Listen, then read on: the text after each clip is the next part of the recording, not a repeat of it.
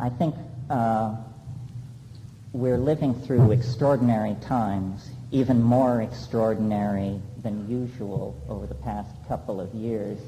I think you have to be fairly lumpen indeed to not feel the flux, the change that is cascading into the historical process at this time. Bifurcations, opportunities for choice are opening up all around us, and yet it's a kind of coincidentia positorum. There's also great risk, great anguish, great uncertainty about where we as a species and as a planet are headed. And I certainly don't have any final answers, but I think that we can talk about these things and build a sense of community and a sense of direction that is capable of overcoming some of the paralysis that has characterized the last couple of decades. Because as we move closer and closer to the millennium, it's becoming clearer and clearer, to me at least, and I would like to try and convince you of the fact that 10,000 years of human history, of the human adventure, are coming to a kind of culmination in our lifetimes. This is the make or break decade, this and the decade which will follow it. The human enterprise has grown from an enterprise confined to one primate species isolated on the grasslands of Africa to an enterprise which now echoes and re-echoes in the life of every organism on the planet. We have, for better or ill, seized the tiller of planetary development, seized the tiller of human history, and the question is, whither are we headed? Where do we want to take the human adventure? And I think we've been preparing for this culmination for a long, long time. I see human history as essentially an unconscious but unerring movement toward something. And the question is, what? Is it simply that we have been preparing to commit suicide with greater and greater efficiency for 15,000 years? If you place your faith in secular politicians and the kind of ideas that are being peddled in the ideological marketplace of the mainstream, you could hardly conclude anything else. But I submit that occluded from our vision, and for very good reasons, is the raison d'etre of this process, human history, and that we are now in a position to raise the veil on what that goal might be. But there will be a number of casualties to this raising of the veil, not least among them science as ordinarily practiced, dominator politics as ordinarily practiced, and the division of our human community into factions defined by race, religion, and class. All of these institutions and styles of the past have now become essentially lethal if we expect to evolve deeper into some kind of humane future. My interest in this, or my awareness of these issues, has grown over the years through an involvement in shamanism. Shamanism that was specifically rooted in the kind of experiences that are induced by psychoactive plants. Now, this is an area that our society is extraordinarily phobic and nervous concerning. And the reason, I think, is not far to seek, because institutions, modern institutions, depend on the transmission of a certain worldview, and then willing acquiescence in the truth of that worldview by the populations into which it is being exported. In other words, a kind of cultural brainwashing is necessary for modern cultures to work at all. And the consequences of the acceptance of this situation of brainwashing is further acceleration toward catastrophe. Many people are in anticipation of a kind of apocalypse, a kind of complete breakdown of social institutions and ideals. And I must say to you, the apocalypse is not something which is coming. The apocalypse has arrived in major portions of the planet, and it's only because we live within a bubble of incredible privilege and social insulation that we still have the luxury of anticipating the apocalypse. If you go to Bosnia or Somalia or Peru or much of the third world, then it appears that the apocalypse has already arrived. And I wonder then what magnitude of responsibility rests upon those of us who still have the luxury of the time and the clarity to think about what can be done to save ourselves and in so doing save the planet. And the conclusion that I've reached, and it's not easily condensed into a bumper sticker, unfortunately,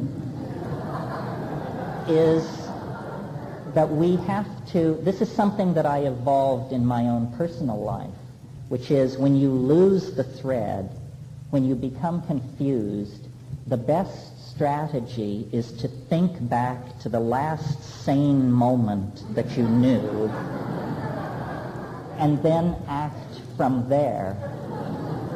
And this is an impulse that affects societies as well as human beings. This year we celebrate the 500th anniversary of the discovery of the New World, our world. Now that was a historical event essentially financed by Italian banking families and the spin-offs of their enterprises. They created a world on the wreckage of the collapse of the medieval Christian eschatology based on classicism. And that model has survived and functioned fairly well up into the 20th century. This is a standard impulse within a society, to go back to an earlier time and to create new models and new institutions based on an ever more ancient past. Now our situation is global and extreme. And so when we reach back into the past for a model, we have to pass over Greece. We have to pass over dynastic Egypt. We have to go back to a time before history, before the fall into hierarchical dominance, before city-states, before slavery, before advanced technology, before agriculture. And when we go that far back into time, we discover a world that until very recently was completely incomprehensible to us, a world that it was thought of as primitive, simplistic, childlike, as late as the 1950s, and for many people unto this moment. But careful analysis of these Aboriginal societies leads to the conclusion that history is a dysfunctional state of some sort. History is an act of brutish insensitivity, only achievable through an act of self-limitation from the demands and the inspiration of nature. And I reach these conclusions basically as a rationalist. I think that, and this is based largely on the content of the psychedelic experiences that I have had and that I have had described to me, not only by Aboriginal people, but by people such as yourselves. Apparently there is a great discovery or insight which our culture is deliberately designed to suppress, distort, and ignore.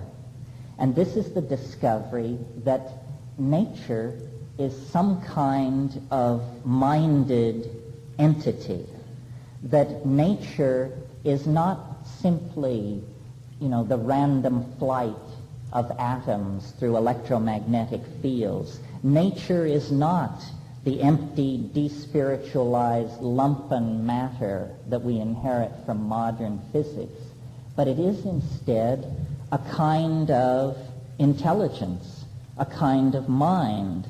And as long as we were embedded in this mind, as long as we were a part of its purposes and processes, harmony existed on this planet between human beings and the rest of nature, between men and women, between adults and children, and within the human individual.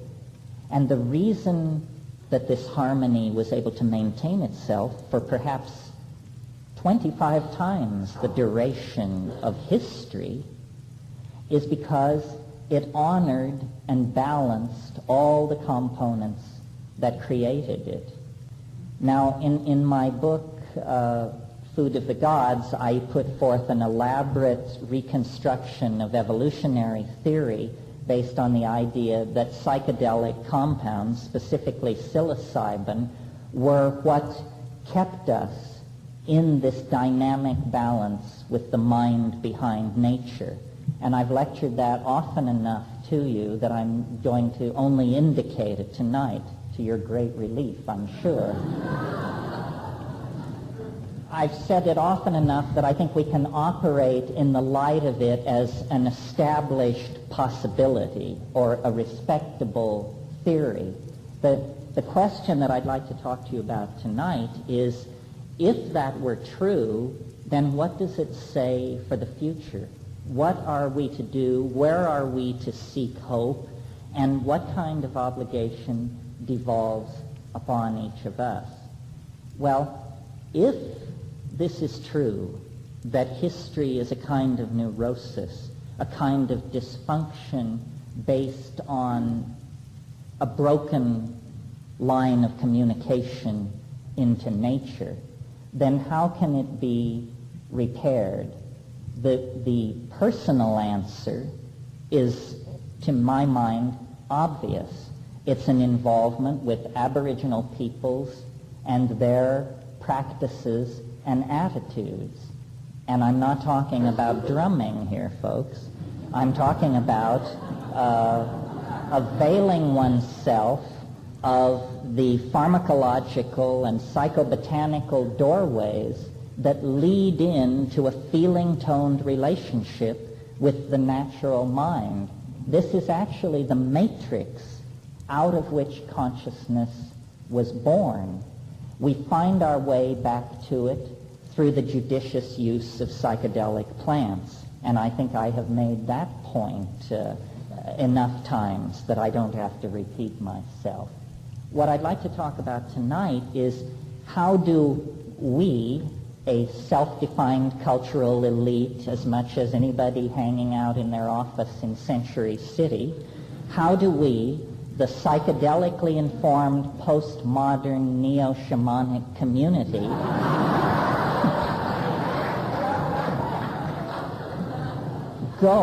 move from being a tolerated and somewhat loathsome fringe population to a voice in the dialogue here in anticipation of the end of the world that can be heard? How do we do that? Well, I think that there are a number of possibilities, and I always enjoy making this point in this town particularly, because this is the city of the graven images, not in gold and stone, but in film and light. This is the meme engine of the Western world. Those of you who work in media know the power of the word. As it is said, so shall it be. And so the tool of the revolutionaries at the end of the millennium is, to my mind, art. Art which connects people, which transcends the mundane, and which empowers hope. And, of course, it can have many forms and occur in many media, but it must be true to itself. It must be true to the thing we were before the descent into history. And I don't see history entirely as a pathology.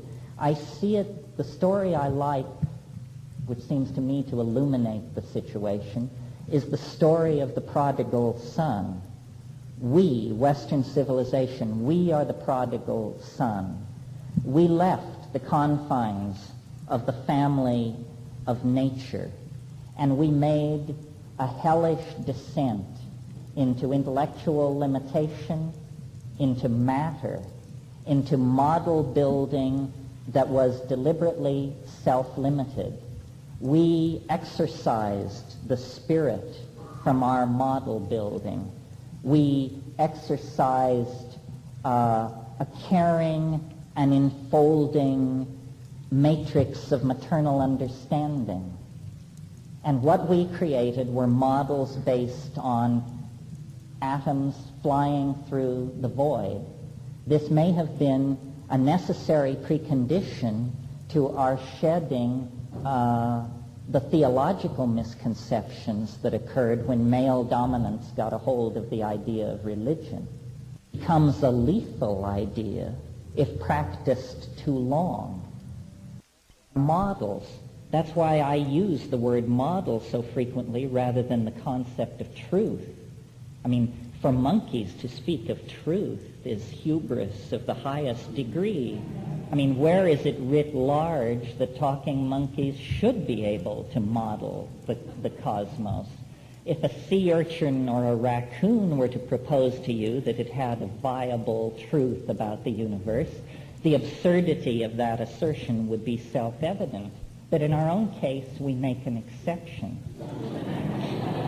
Too bad.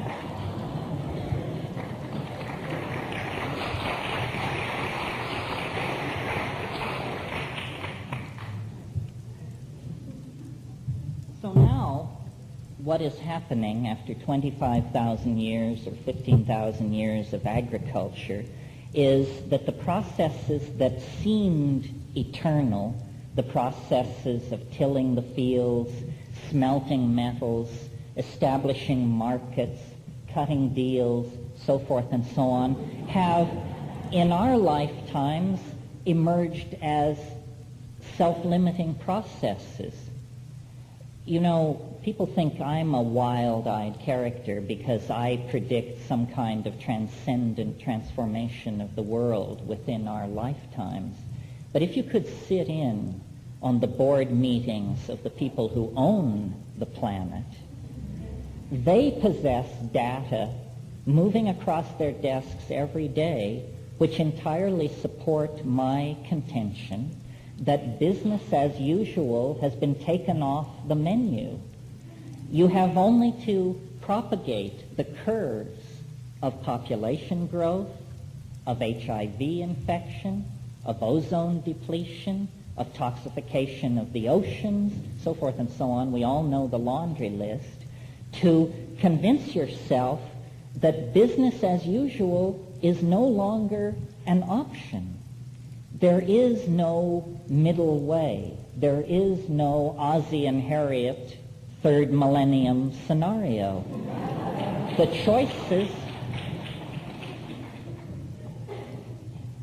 choices are either a hideous, nightmarish world, a Soylent Green kind of world, a world where people of privilege defend that privilege with tremendous establishments of armament and propaganda, and the rest of the world slips into poverty, starvation, desperation, and death. This is the kind of world that rationalists fear. And it's also the only kind of world that they can imagine because they are bankrupt of inspiration and ideas. And so the entire effort of the establishment has become one of holding down panic, keeping the ball in play, keeping ordinary people and ordinary populations quiescent through drugs which are not psychedelic, through forms of media which are not transcendental and inspiring, but which are narcoleptic and deadening. I won't name any names here. And this is the fiction that we live in, and this is why our situation feels so schizophrenic. And of course, as we go through this presidential election, the contradictions are heightened almost to the point of nausea, because what is under discussion is what manner of fine-tuning shall be applied to the social machinery in order to make it possible to hold together the illusion of business as usual. And the answer is there is no such fine-tuning. It's all finished.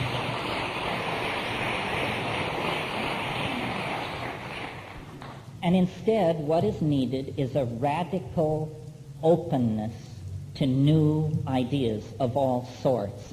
And I believe that once this radical openness to new ideas is given respectability, the boundless creativity of the human mind will be tapped into and come to our aid. But we have to stop trying to preserve a status quo which has made us neurotic and self-defeating, admit that we have wandered long in the wilderness, and then begin to talk about what should be done about it. And I've always felt that the phobia which the powers that be feel toward the psychedelic experience is essentially a phobia of creativity, a phobia of dissolved boundaries, a phobia of honest discussion on a level playing field. All cultures are lies of some sort. We recently have lived through the very instructive example of the self-destruction of the socialist world. The contradictions became unbearable. The fiction of the glorious forward stride of socialist man toward a worker utopia eventually became insupportable in the face of the knock on the door in the middle of the night, the endless queues to buy food that wasn't there, so forth and so on. But before we lapse into some kind of smugness about this, we have to recognize that there are internal contradictions in our world as well. Adam Smith, in The Wealth of Nations, stated the general theory of capitalism. And the general theory of capitalism is access to cheap labor and extractable, inexpensive natural resources makes possible a manufacturing cycle in which finished objects can then be peddled to a core population that represents an advanced stage of civilization. Well, now this, however flawed this theory may have been, it worked as long as those two conditions were met: cheap labor and cheap extractable natural resources. This is now impossible. There is no cheap labor, and the cost of continued extraction of natural resources is the death of the planet. What we have to do is back away from our obsession with things. We can no longer define our worth through attachment to things. We have to create a psychology that reinforces inner worth. And, I hate to tell you, but strangely enough, this runs counter to democratic values. Because the notion behind democratic values is the person as physical atom in a social system. In other words, the notion of democracy is that we are all equal and can be used interchangeably in any social equation. This is the best we could do, the Greeks dreamed this up, until we back away from materialism. And materialism is not necessarily wedded or welded to democratic values. Democracy works in the kind of world we're living in only if it is severed from a capitalist consumer cycle. The other thing that we have to do is take responsibility for our population. And people are fond of just throwing up their hands and saying that the social momentum, the momentum toward world catastrophe is so great that nothing can be conceived of short of friendly visitors from Zeta Reticuli bailing us out that would lead to any kind of sane and rational world. But have you noticed that if every woman were to bear only one natural child, the population of the earth would fall by 50% in about 40 years without war, epidemic disease, or forced migration. Now, this is interesting. I don't advocate it. I simply think it's interesting that such a simple solution would have such an enormous impact on problems generally thought to be intractable. I discussed this idea with demographers, and they pointed out to me, and some of you have heard me say this before, but I think it's worth repeating, a woman on the Upper East Side of New York or in Malibu who has a child, that child will have between 800 and 1,000 times more negative impact on the environment of the earth than a child born to a woman in Bangladesh. Where do we preach birth control? Bangladesh. Why do we do this? Well, I'm not sure. This woman in Malibu or on the Upper East Side is a very likely candidate to be open to this message. She is, after all, college educated, media sophisticated, and feels, I think, generally a fair responsibility toward the problems that we all confront. So then why aren't these kinds of ideas being tried? We could set up a set of social values where we could go to intelligent, educated women in high-tech industrial democracies and without any shuck or jive say, how would you like vastly increased leisure time,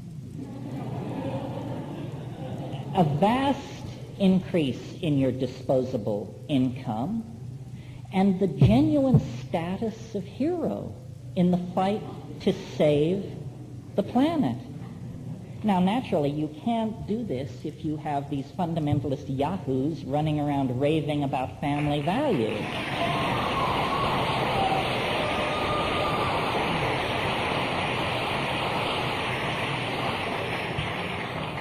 But hopefully these people are going to be shipped back to whatever syphilitic, Bible-pounding rat hole they all came out of in the first place.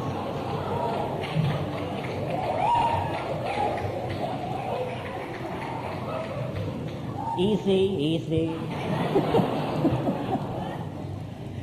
So I was puzzled as I explored this idea, wondering not why it hasn't been tried, but why I've never heard it even discussed. And it came to me, finally, it's because nobody has figured out how you make a buck in a situation of retreating demographics like that.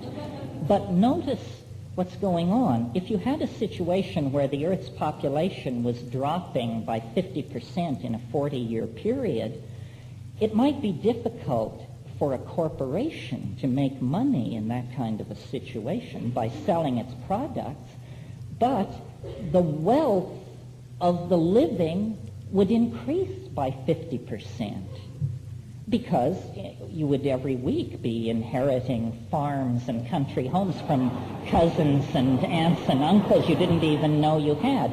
So the wealth of individuals would increase, but the wealth of corporations would be under severe stress in that kind of a situation. Well, then that means that these corporations have become a kind of toxic force operating against the best interests of individuals. Well,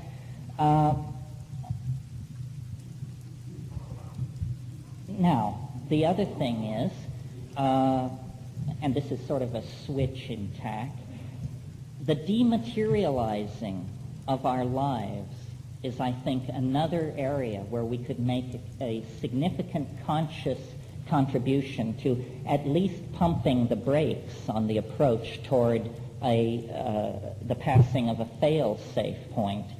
And that means exploring such admittedly odious possibilities as virtual reality, where light replaces matter and code replaces computer codes and this sort of thing, replace the manipulation of matter by the kinds of crude technologies that we have grown accustomed to.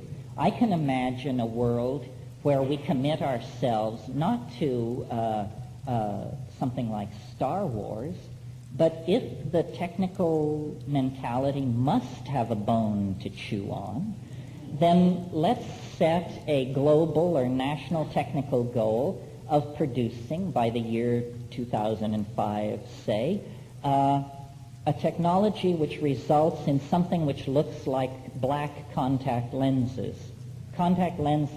which are installed in the eyelid such that when you close your eyes, menus hang in space. The entire culture could be dematerialized and downloaded into an electronic virtual culture that would nowhere come tangential to the earth and require very limited resource extraction. If this mattered as much as being able to knock down 700 incoming intercontinental ballistic missiles in a minute and a half, you can bet your boots it would be on your plate by breakfast time. It is within reach. It's simply that we are not organizing ourselves to save ourselves. We are organizing ourselves to deny our dilemma and to continue the fiction of business as usual. And the only catalyst that I personally, in a lifetime of experience, have encountered that can change us quickly enough to set us moving in these new directions is the psychedelic experience. If hortatory preaching could do it, then I would think the Deer Park sermon at Sarnath or the Sermon on the Mount would have been the turning point. And obviously those were just speed bumps on the way to the apocalypse. So what is necessary, you see, is to address the organism, to address experience. And the way it is done is by dissolving boundaries. Because the reason we are able to sit here tonight without freaking out completely about the situation that we're in is because we have incredible barriers against a full assimilation of the information that is available to us right now. I mean, the fact that we can maintain our sanguinity and look at something like the AIDS epidemic means that we are emotionally numb to threats to our very existence.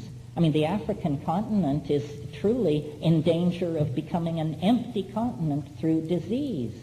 I don't want to see an empty tropical world inherited by re-empowered honky men 50 years in the future. I think that would be an obscene denouement to the AIDS situation. These sorts of things are intolerable. We have the technological ability, the financial punch, even at this late date in the mismanaged Republican game, to change the world. What we seem to lack is the means, the ability, the chutzpah, whatever it is, to change our minds. We must change our minds, each and every one of us. This election, they're screaming, change, change. And when you look at the minuscule differences that you're offered, and people say, my God, you're not going to knock Clinton too, are you? No, I'm for minuscule change in the absence of any other possibility. But only because I think it will make it easier for us to do the larger business of radically transforming society.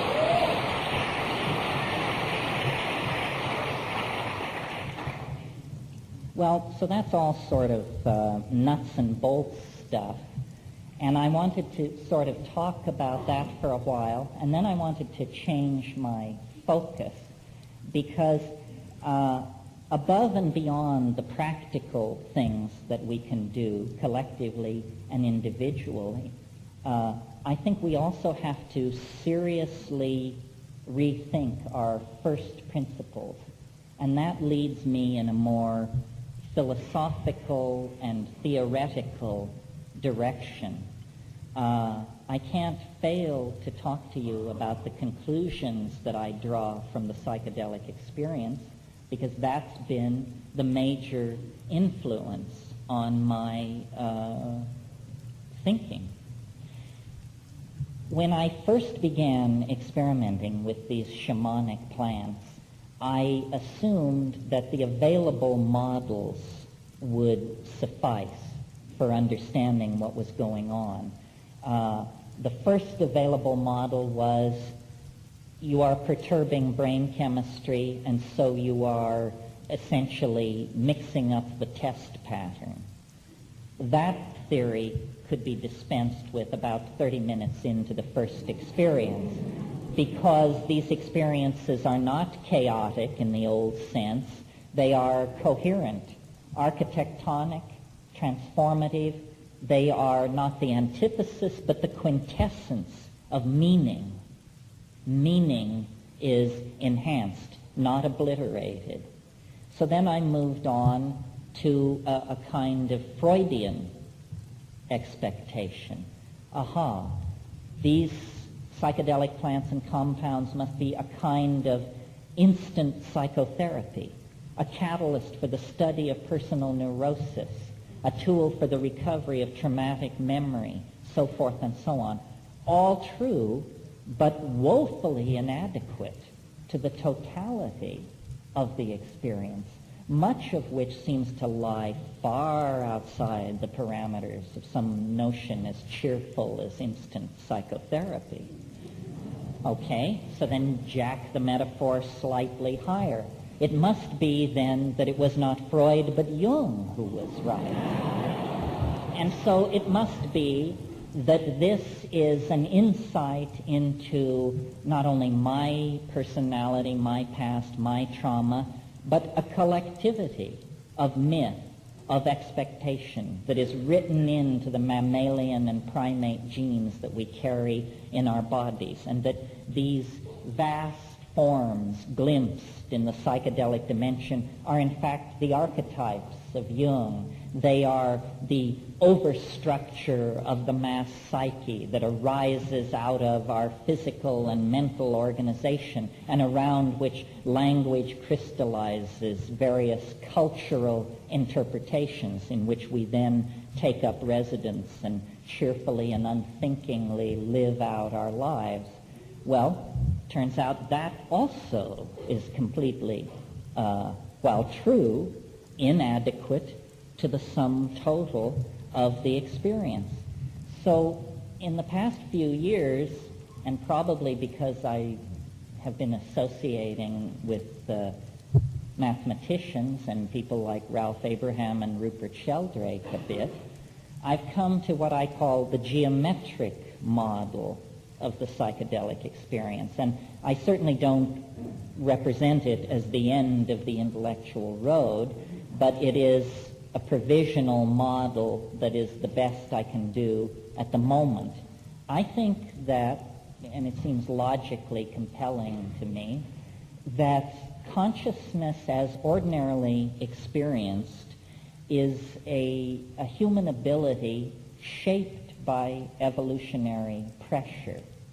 And since evolutionary threat and harm usually comes at us in three-dimensional space, this is where consciousness has been forced, really, to concentrate and define itself. Now, lest I'm not making myself clear, let me restate it. Because of the possibility of being stepped on by woolly mammoths and eaten by saber-toothed tigers, the primitive evolving mind of human beings concentrated on nearby space and time, because that's where threat comes from, the kind of threat that has to be immediately responded to by running away or fighting or something like that. But consciousness, if the psychedelics prove anything, they prove that consciousness is an incredibly plastic and malleable medium. And so what happens when you take a compound like psilocybin in silent darkness, in a situation of no threat and low anxiety and low input from the exterior world, is that this function, which is essentially in most situations a closed fist ready to strike out at something coming from nearby, unfolds into something much more beautiful, much more interesting, and much more true to itself. In other words, not defined by an exterior context or situation, but defined by its own mechanics. And when this happens, what we see is, a number of things, or one thing potentially describable in a number of different ways. What we see is that time and becoming is not entirely driven by the consequences of the past. This is the philosophy which reigns in the world of three-dimensional space. But in higher dimensional modalities, it is possible to contact something which I sometimes call the great attractor, sometimes the transcendental object at the end of time, and sometimes the big surprise.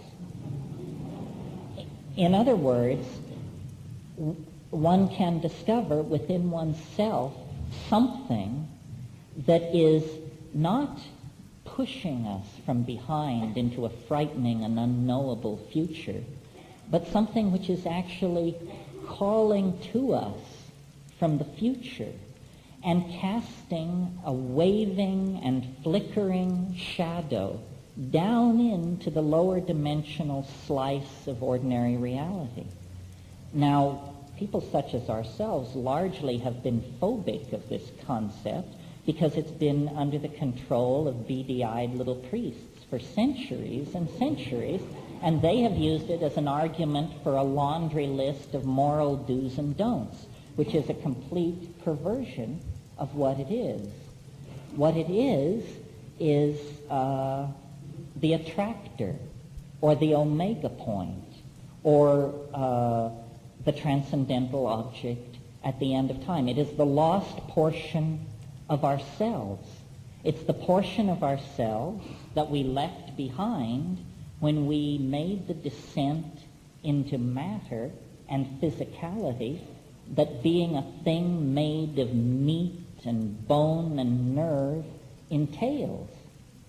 And most people, at least in these secular high-tech democracies, have so lost touch with this that they never lay eyes on it again until they close their eyes for the last time.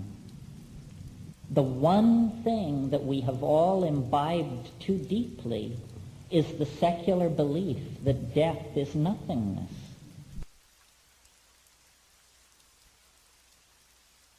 We are left to fall back on the schemes of the secular politicians and the managers. And these are the least worthy among us to lead us anywhere. Culture is a kind of diversion, a kind of entertainment that takes us away from the real business of being. And the real business of being is to cultivate the thing within ourselves which is most like this radiant, attractive force that is drawing all organization into itself. Well, what is it then that we must cultivate within ourselves in order to reflect and do honor to the attractor at the end of history? Well, I think that it's love. That without love, all this intellectual circumlabration and all this linguistic diddling with interior images is flawed and narcissistic. Love is not easily comprehended, perhaps not comprehensible at all. It is a mystery into which we are being absorbed. And at the absorption into the true unfolding of the mystery of love, life and death, history and the eschaton, the aboriginal and the secular are all melded into one. This is happening to us. It's a cliche of modern journalism to say that time is speeding up. It's thought of as a metaphor. It is not a metaphor.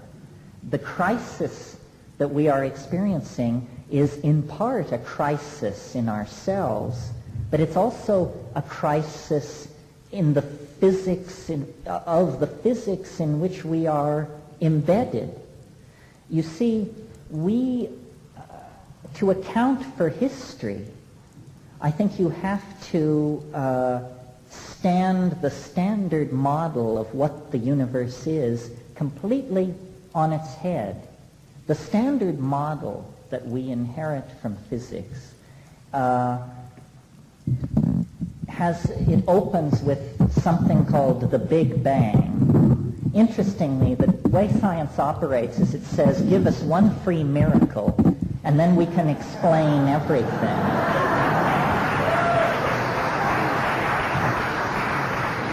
Well, if science gets one free miracle, then I think every ideology ought to be given the same advantage.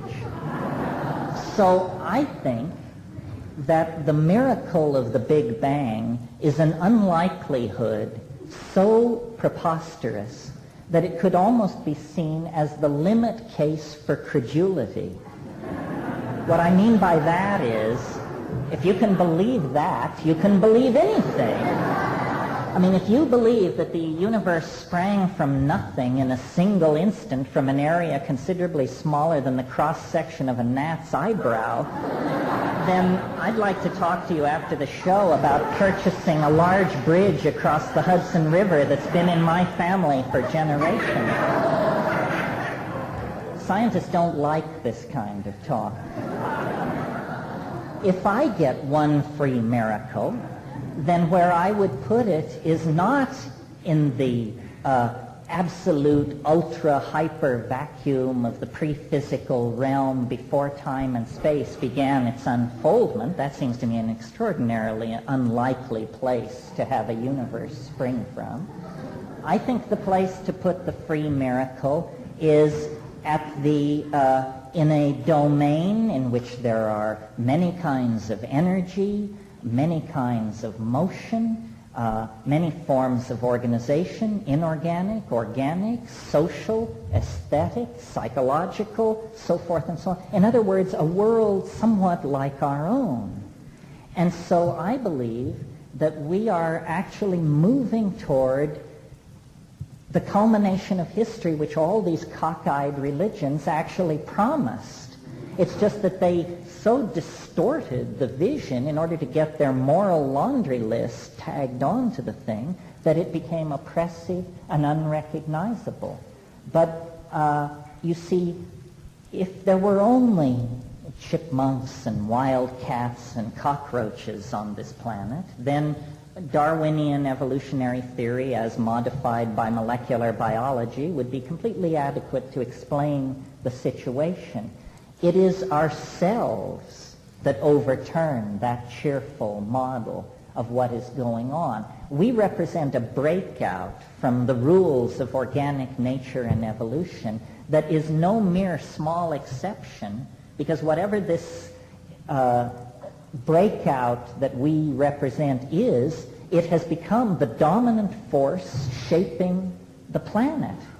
Well, what is it? It's that history is the shock wave of eschatology. I think of the surface of a pond, and the time before history is the surface of that pond at absolute equilibrium, calm, mirror smooth. Well then, the surface of the pond begins to churn and ripple and froth. Why? Because something enormous is moving beneath the surface. Something is about to break the surface. History is that agitation of the pond of time. All these migrations, technologies, civilizations, martyrs, saints, kings, fiends, all of this language, poetry, propaganda, these hideous paintings with people's eyes rolled back in ecstasy, the architectonic forms, all of this is an anticipation of something literally unthinkable, but something which invades our lives, our dreams, our psychedelic experiences with increasing urgency, because we are being pulled toward it at a faster and faster rate. This is what the psychedelic experience in the modern context reveals, because really, in my notion, the shaman is a geometer, a hands-on geometer. And what the shaman is doing is rising out of the plane of mundane cultural existence. Mircea Eliade uses the wonderful phrase, rupture of plane, to describe the voyage of the shaman up the trunk of Yggdrasil, the cosmic world ash. Well, this rising out of the plane of sanctioned mundane existence literally gives a higher perspective. And what that higher perspective shows is the flow of information out of biology into the epigenetic domain of language, song, drama, mask making, and then writing, sculpting, and then electronic data transfer, so forth and so on. And then the flowing forward of these self-reflecting noetic activities into the domain, the field, as it were, of this transcendental object at the end of time, which cannot be, at this point in history, defined, because it is below the event horizon of the historical process. All that we can see of it at this point in time is the rosy glow of its promise. Dawn is breaking over Jerusalem. The east is streaked with red. And, every click of the cosmic clock brings us closer to the process for which the planet called us into existence. This is the revelation of the Gaian mind. This is the end of the fiction of civilization and the return to a kind of symbiotic dynamic with a mind whose depth and dimensionality cannot be known by the primate mind of human beings. We are literally moving into the field of a mystery. In fact, its hold on us is now so great, the channel so straight, the walls so steep, that there can't be any turning back. This is the process that was served by the chipping of the first flint, the raising of the first temple, the offering of the first sacrifice, and we now are in a position to understand this, to appreciate this process, and to communicate it to other people. Because without this model, I've racked my brain, I don't think there is a way to make sense of what is happening to the world. Many of you have heard me say, but I think it's worth repeating, what is happening here is not the death of a species or the death of a planetary ecosystem. What is happening here is the birth of a new cosmic order. And if you were to encounter someone giving birth, and you had never seen it or even heard it, your impression would be one of emergency. Blood is being shed, there's moaning and groaning and pain and pleading. It's a great leap to be able to look at this and say, aha, something wonderful is happening here. A new life is about to enter the cosmos. An individual that never existed before is about to take his or her place among us. This is what we are caught in. And, in the same way that the amniotic ocean of the womb must have seemed an environment worth preserving at all cost, so too did the naive dimensions of our resource-gobbling past. But lo and behold, the amniotic ocean grows cloudy. The food is no longer being delivered effortlessly through the umbilical cord. In fact, the walls are closing in on us. And there is a sense of suffocation, of hopelessness, of impending catastrophe, because we are now in transition. We are in the planetary birth canal of a new order. And the best advice anybody can be given at this point, I think, is hang on, Hannah.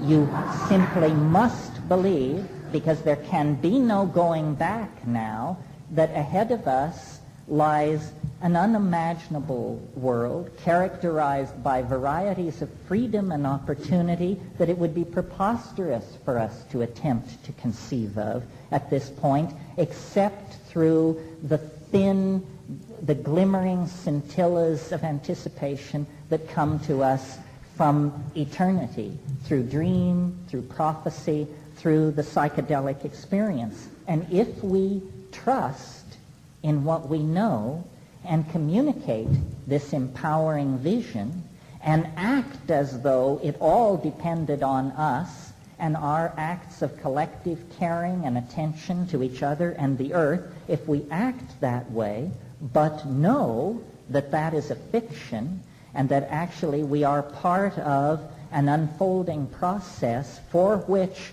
life was created, then I think instead of hopelessness, despair, anxiety, division, fear, and loathing, there is a replacement with hope, a sense of community, a sense of transcendental adventure. I mean, consciousness rests in us. We don't know what lies out there in the starry galaxy, and it's thin soup to await the coming of the UFO knots or something like that. The real empowering adventure lies through responsibility to each other, love, and aesthetic anticipation of the transcendental realm. And when these things are put in place, the power of the naysayers and the frightened and the materialists and the control freaks and the business as usual crowd will be broken. They cannot maintain, no one is in charge at this moment. And this is good news, because It means that for the first time in a long time, these processes are beginning to unfold themselves without bearing the imprint of resistance upon them. In the end, it's all lost in radiance. And if this seems peculiar to you, the idea of a transformation of the world and a transcendence into a realm beyond imagining, recall that you yourself are scheduled for death very shortly. And so it's built in for you. The only twiddle on the dial that I'm offering is that this kind of transformation lies ahead for everything, not the death of the materialists, but the resurrection of the alchemists, the rarefaction and transformation of the human mind and body into some kind of eternal golden vehicle for the roving through and the discovery of a universe wider, grander, deeper than anything that we could imagine. And to preserve its power and its transformative essence, we have to keep it away from moral prescription, from too clear a definition. It is not an unsolved problem. It is a mystery, and closure kills the heart of the mystery. So we have to embrace this uncertainty, not as a problem to be overcome, but as an opportunity for shedding our pasts, shedding the monkey, shedding the bad habits of history that have accumulated, and moving into a world that is literally beyond our wildest imaginings. It can't be any other way. Business as usual, as I said, is off the menu, and now it's a struggle between those who would have us lay down quietly in a kind of anesthesia anticipating ruin, or those who would have us stand up and claim our birthright and go forward into the shamanic domain of the spirit that exists when the human soul and the soul of the earth recognize each other and are united in one. And this is coming, and it's possible, and it's now. And thank you very much.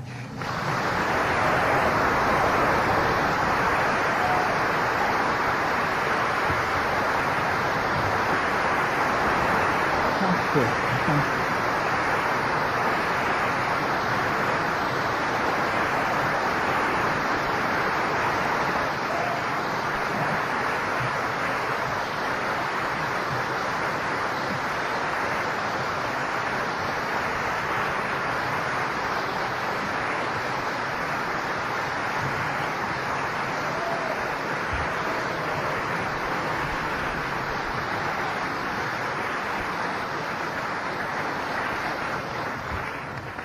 So because of the constraints of time and so forth, we decided we'll go right into a Q&A that we'll do for a little while. So, and I guess they've set up microphones down here. So if anyone wants to ask a question, and Lord knows I hope someone does, come down to the microphone and we'll work through it. Try not to trample each other. Thank you very much, by the way, for your response. This stuff is mighty peculiar. I want you to know I think so, too. I haven't grown blasé. Yeah. Whew, you get better, Terence. Thank you. It's nice of you to say so. I've just been really impressed lately with more and more stuff I've been hearing about cannabis hemp, and maybe that could be the trans-time way of aesthetically bringing about this loving, revolution that you seem to be describing. Is that a question? Well, I can treat it as a question. Yeah, go ahead. Well, in this book that I wrote, Food of the Gods, which I guess is on sale back there somewhere, I talk about drugs as cultural clothing, and how every culture, the pattern seems to be every culture selects 2 or 3 drugs to be its favorites and then furiously inveighs against everything else as just, the curse of Satan. Cannabis is a particularly interesting case because I think most intelligent people, and certainly anyone who studies these things, would agree with my statement that of the major intoxicants known to mankind, surely cannabis must be the most benign. And yet, it is incredibly stigmatized by the establishment. And I think this is entirely because it promotes this kind of boundary-dissolving awareness that I'm talking about. The psychedelics are not an addiction problem. They are not the root of some crime problem that is overwhelming society. The only problem with psychedelics is that they empower people to ask questions. And that which was supposed to be the whole purpose of the American Union, to create a society of free men and women, has in fact become very frightening to the establishment. For example, contrast caffeine and cannabis. Caffeine, it's well known, causes liver cancer. There may be a relationship to heart disease, so forth and so on. It is not the scourge of the earth. On the other hand, it is not the most clean and safe drug around, and many people abuse it. Yet it is written into every labor contract signed between management and labor in the entire Western world as the coffee break. Now, why is that? It's because human beings, having been jacked up on caffeine, willfully return to the keyboard and the assembly line, and the last 3 hours of the 8-hour day that is enshrined in the capitalist ideal is made possible by caffeine. Cannabis, on the other hand, more money has been spent to find something wrong with cannabis than on any other drug in the pharmacopoeia. And, there's nothing there, folks. I mean, there is nothing that you can hold up with certainty. And so why is it stigmatized and caffeine is not? Because it makes people uninterested in working on the assembly line, interested in long animated conversations, interested in exploring new ways of looking at things. And this is just anathema. The drugs which are dangerous to society are sugar, alcohol, and tobacco, the ones which are freely peddled on every street corner in the Western world. The social consequences, if every alcoholic were a pothead, if every tobacco smoker were a pot smoker, the social consequences for society would be very, very positive. The number of hospitalizations, violent crimes, so forth and so on, would decline dramatically. We are not rational in our attitude towards these things. Drugs which empower self-reflection and community are being suppressed. Drugs which permit enslavement, either through addiction or to capitalist styles of time expenditure, are promoted, advertised, glorified. This is unconscionable. I mean, I don't want to say any more about it. I've got a long line. But I was actually sort of hoping you'd also comment on the capitalistic potential, because, I mean, this could, be the safe form of capitalism is, give these entrepreneurs bags of hemp seeds and let them make 10,000 different, luxurious products. Well, I'm all for that. Yeah, I think that the potential of the hemp plant has been deliberately downplayed and distorted because nobody knew what to do about its potential as an intoxicant. I think the whole thing is a disgrace. It's been manipulated and it's been misrepresented, and it's a wonderful thing that these hemp people are coming forward and doing something about it. So you're saying that capitalism might not have to die because we have hemp? Or? Well, capitalism is going to have to severely modify itself. I'm interested. I mean, I'm not anti-capitalist in the sense that I don't think anybody should make a profit. I'm anti-capitalist in the sense that I don't think people should make a living dealing unnecessary junk to people who have been saturated with advertising designed by fiends to distort their judgment. Yeah. This is a question about the Great Attractor, or something you called that. Good. Did you ever see that movie 2001? A couple of times. Could the Great Attractor be symbolized in that movie by the monolith? Yeah, absolutely. I mean, that's the myth of what I'm saying. If instead of having those monkeys jumping around in front of a slab of linoleum, they had them cavorting in the presence of a mushroom, then you would have pretty much had my theory in a nutshell.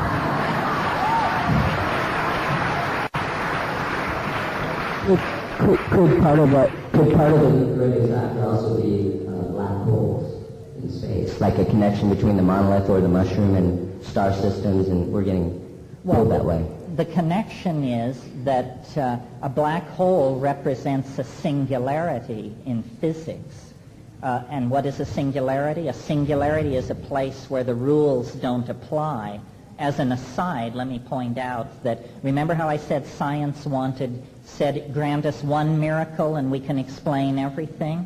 Well, but then out of the theory of relativity you get black holes. Well, if you talk to a physicist, they will tell you that at the center of every black hole there is a singularity, meaning a place where the laws of physics break down. Well, so then you say to these astrophysicists, well, how many black holes are there in the universe? Say, well, probably 10 high 11.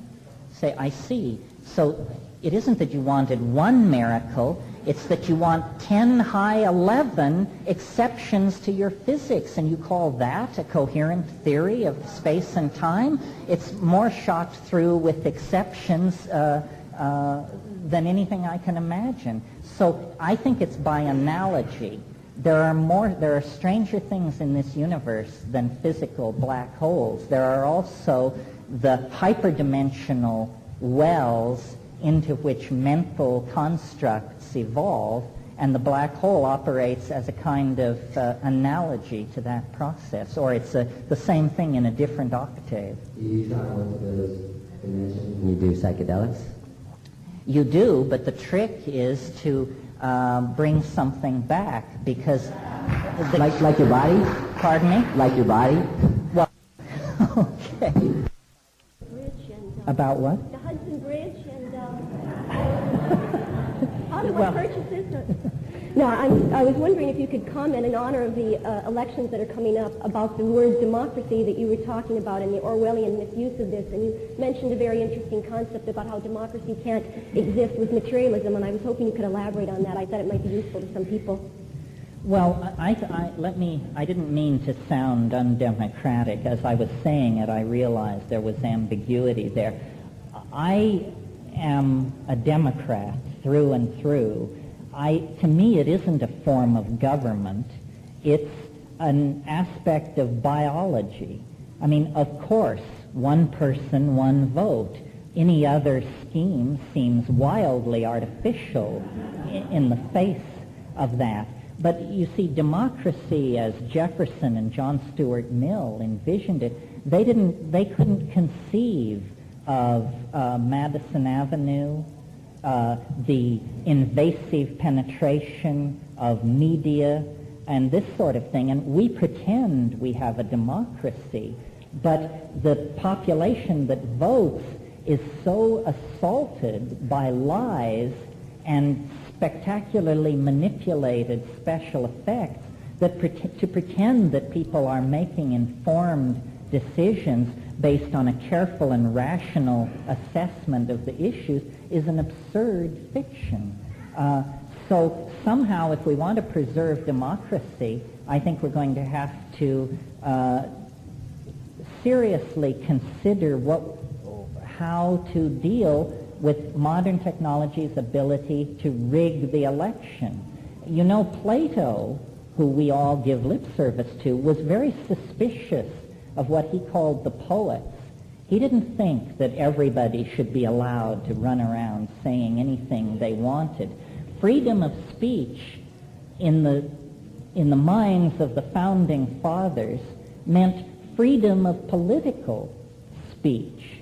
And I think political speech should be protected, but speech for the purpose of peddling flawed merchandise or, cracked brain ideologies of various sorts is speech which is inimical to the common good should not claim the same protections as political speech. Right now in Switzerland, it's very interesting. There's a national debate raging about the limiting of advertising. This is the only country in the Western world that I know of that has actually confronted the fact that advertising does not make free choice easier. It's an effort to make it impossible. And I think, somewhere along the line in the unfolding of the new social agenda, we're going to have to consider the possibility that speech which is harmful to the public good needs to be regulated in some way. I mean, this is a complicated matter, but it should be looked at. And how is democracy inhibited by the pursuit of materialism or the materialistic worldview as we have? The reason I say capitalism and democracy are at loggerheads is because these are two separate theories of human worth. Democracy says one person, one vote. Capitalism says you are what you have. And these are completely different theories of human worth, and I don't see how we can pretend that they're commiserate. Yeah.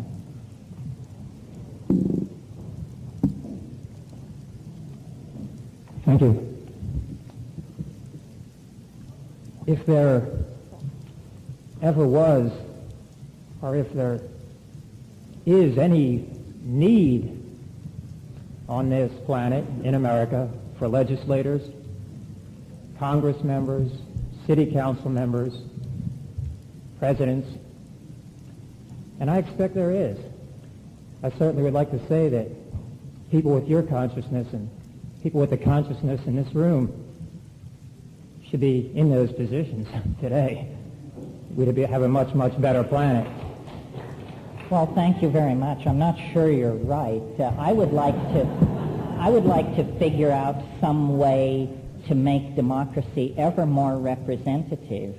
Let me say, just in the interest of general perverseness, the thing which fascinated me about Perot was the idea of an electronic town meeting is an incredibly subversive idea from the point of view of any governing establishment. That was to the establishment the equivalent of advocating the legalization of LSD. Anything which gives people more direct control of their institutions is looked on with immense suspicion by the establishment. They want representative government, which means that we, the unwashed masses, are expected to choose wise and wealthy white men from among our numbers, and then they will interpret what is good for us and vote for that kind of legislation. I think that the idea of everybody inputting into societal decisions through electronic media is an incredibly radical idea, and not one that any establishment politician of either of the major parties can ever be expected to support or get behind, because that pulls the rug out from under their game. I would expect there's, even with all the similarities, there's much diversity even in this room. I feel there's a popular bumper sticker. It says, if the people will lead, the leaders will follow. I think we can make a difference. And I think it's real important to link the political and the spiritual. I think there's never been a real massively oriented spiritual presence in any election campaign that I've ever seen. And I think the time is right now to save this planet. I think we need to do that we need to go forward in this room and get involved in the campaigns of people that we know are going to make a difference. Yeah, and I agree. The most spiritual statement I can close by saying right now is that this planet cannot tolerate another 4 years of George Bush and Dan Quayle. Thank you very much. Thank you for sharing.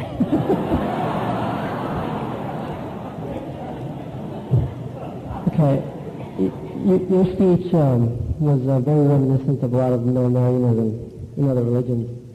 In your opinion, this transformation, necessary transformation, will it be a sort of a threshold scenario, or will it be gradual? Well, it is happening, but it's happening ever faster, and it's a kind of asymptotic acceleration. I mean, I think that if I'm right, by the year 2000, a major item of public discourse will be the accelerating dissolution of boundaries. I don't know how much longer they can maintain the fiction of business as usual, because it's getting harder and harder to maintain that something very, very bizarre isn't happening to us. They still talk about business as usual. Should I say this? Well, why not? It will be very interesting to see how Mr. Clinton does if he's elected president. I suspect that what he exists for is to prove that switching from Republican to Democrat is nowhere near a radical enough transition to make a significant difference in our problems. That once we move people of goodwill, and I grant that to those people, once we move people of goodwill into positions of management and discover we still cannot halt the processes that are underway, then we'll be ready for a serious dialogue about serious change.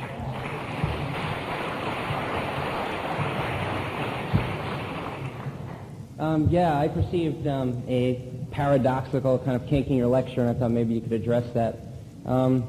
It was when, first of all, you were talking about the hubris of modern Western man, of considering that we could make up models for how to perceive of the universe.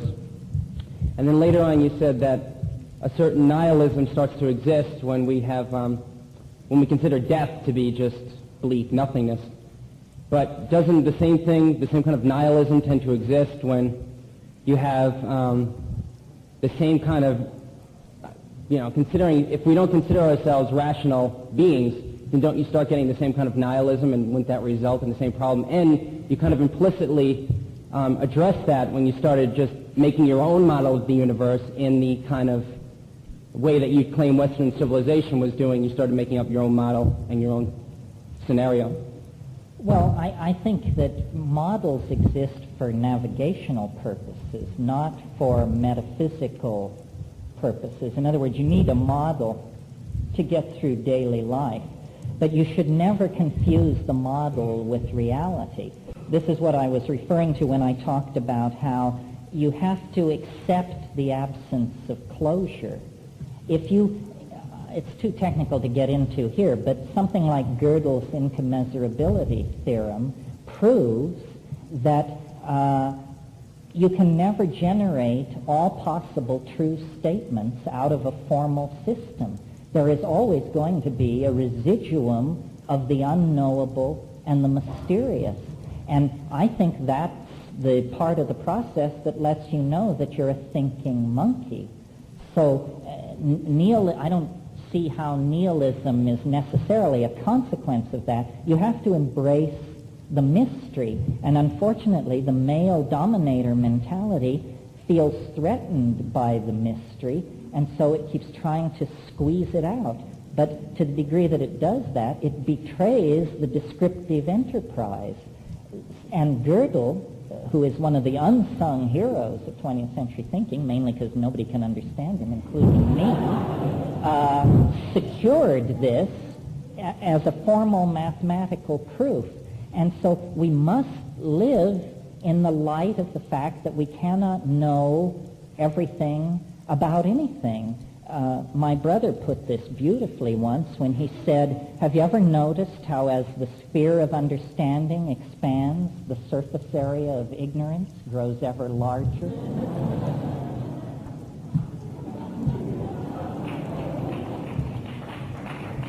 With all due respect, you just mentioned something I was going to ask you about. Can you, I'm very interested in the work that your brother was doing and what happened with him and where I could get some information on the work he was doing. Also, does it have any connection with the 19.5 degrees connection north-south on the planetary alignment and hyperdimensional reality? Thank you. Well, I'm glad you asked that. It gives me a chance to pitch my next commercial enterprise, which is Harper in San Francisco will publish a book next year, which I wrote, actually, called True Hallucinations, which will go over and tell the story in rippingly good fictional style of that expedition to the Amazon and the consequences that flowed from it. As to what Dennis is doing these days, he's a drug designer and pharmacologist working for Shaman Pharmaceuticals south of San Francisco. A hellish marriage of commercialism and transcendental concerns. Yeah.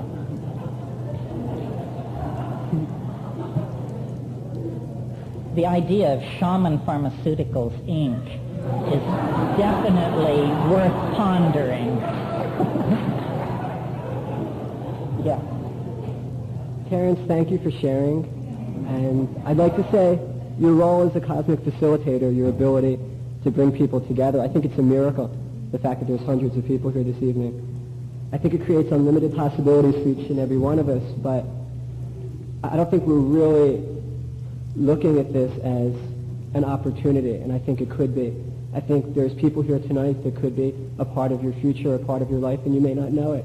I was standing at the front door as people were coming in tonight, just watching, the interaction and trying to see how people were dealing with, coming here tonight and listening to you and being a part of it. And I think, for the most part, it's very much like the psychedelic experience. It's very personal and it's very private, and you leave here with a sense of maybe better understanding and a clearer perspective on the way things are. But to really, I think, create possibilities is to share amongst ourselves, to introduce yourself to someone, and to exchange information. It's a situation where unless we really are able to network as a team, and I think that's what we are a team, unless we really consider the possibilities and the miracles that not only Terence creates by sharing, but maybe the miracles that we can create amongst ourselves. Yeah, I agree. I think one of the major reasons psychedelics are so repressed is so that we will not form a visible community. I mean, this is how homosexuals were suppressed, by making it such an unthinkable lifestyle that if you were one, you dare not speak its name. I'm fond of saying to my audiences, we look pretty much like the rest of society, but you should look around at who's here tonight. Somebody here has what you need, whatever it is. And to the degree that we can make connections, we are more and more powerful. It's literally like coming out of the closet. I mean, you just have to stand up and say, I'm stoned and I'm proud. And what are you going to do about it?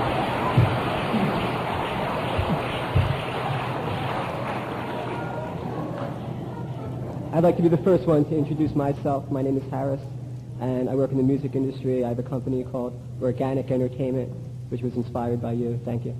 Maybe we should have psychedelic yellow pages, something like that. Thank you. Hi. I'm about halfway through reading The Maya Factor and by Jose Arguelles, and keep reading on because I think maybe if I read one more page, I'll understand what the heck he's talking about. But there seems to be some synchronicity or correlation between what you're talking about as what's coming and between the galactic beam that he's talking about. And I wondered if you could speak to that, or if there is a correlation. Well, I think of that work and work similar as the poetry in anticipation of the millennium, and since I don't think of myself as a poet, I'm trying to really nail it to the wall in a formal way. But there is throughout the present world and for some time many different anticipations of a transformation of the world. I mean, the Hopi have it, the fundamentalist Christians await the second coming, the Shia await the 13th Imam, the Jains are awaiting the coming of the 25th Tirthankara, so forth and so on. This is definitely a time of anticipation of great change, and I think, we all feel it. I mean, you have only to close your eyes or smoke a joint or daydream, and just under the surface is the transcendental object, and it's faceted. And to Jose, it shows one facet. To me, another. To each of us, a unique facet that emotionally resonates with our personality and calls us home. Yes, this is the final time. Anyone who tells you business as usual is a safe bet is going to waste your money. Thank you. And I have a personal question. It's kind of quick, but are you familiar with the Totonac Indians of Guatemala? Is there Nope. such a thing? Okay. Sorry. Okay. Thanks. Write me a letter about them if I should know about them.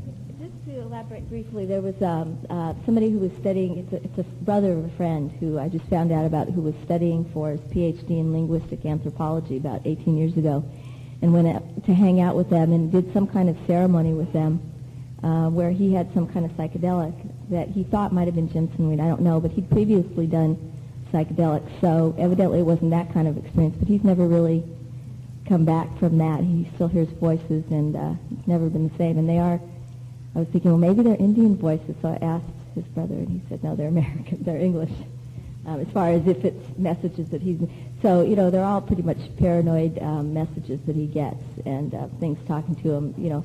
I wondered maybe some shaman spell was put on him with the psychedelics, or maybe it just touched off something in him that clicked him over, but basically now he's on tranquilizers, so that doesn't help either. Well, I mean, I would say